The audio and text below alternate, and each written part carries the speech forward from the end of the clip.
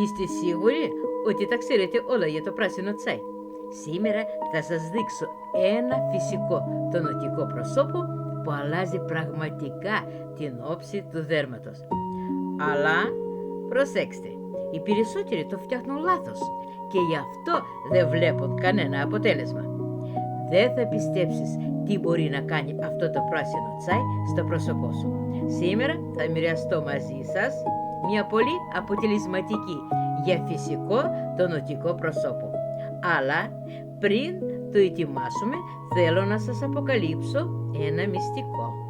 Σχεδόν όλοι όσοι φτιάχνουν τέτοιο τόνερ κάνουν μερικά σοβαρά λάθη.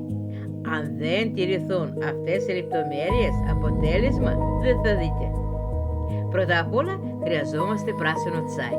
Πρέπει να ξέρετε, πράσινο τσάι είναι πλούσιο σε αντιοξειδωτικά, βοηθά στη σύσφυξη του δέρματος, μειώνει πρίξιμο και δίνει πιο φρέσκα και λαμπερή όψη στο πρόσωπο. Αλλά είναι πολύ σημαντικό να μην χρησιμοποιήσουμε τσάι σε φακελάκια. Χρειαζόμαστε φύλλα πράσινο τσάι, γιατί στα φακελάκια υπάρχει κυρίως σκόνη και αποτελέσματα επεξεργασίας χωρίς τα πολύτιμα θρεπτικά συστατικά. Παίρνω 2 κουταλάκια φύλλα πράσινου τσάι και τα βάζω στη τσαγέρα. Δεύτερο, πολύ σημαντικό σημείο.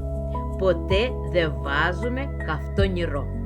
Το ιδανικό νερό πρέπει να έχει περίπου 80 βαθμούς, γιατί έτσι διατηρούνται αντιοξειδωτικά και οι βιταμίνες του.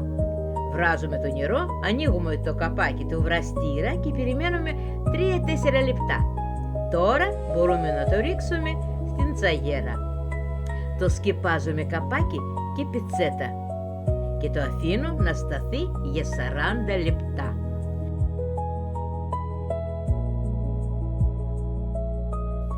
Μετά από το απαιτούμενο χρόνο το μεταφέρω σε γυάλινο δοχείο.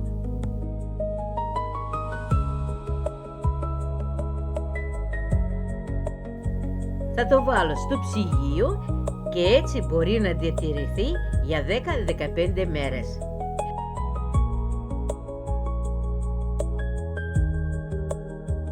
Το υπόλοιπο τσάι τα βάζω σε θήκη πάγου. Αυτό είναι έτοιμο φυσικό τονητικό προσώπο. Μπορεί να χρησιμοποιηθεί πρωί ή βράδυ για καθάρισμα και τονωτικό.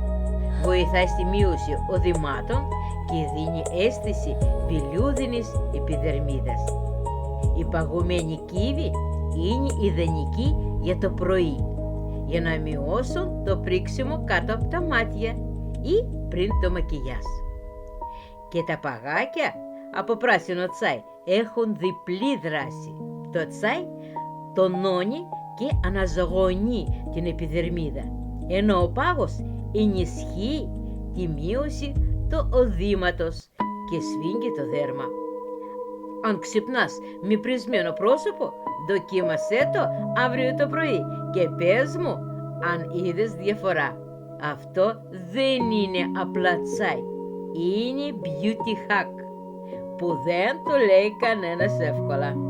Αποτέλεσμα, πιο φρέσκια, πιο καθαρή και πιο λαμπερή επιδερμίδα χωρίς χημικά.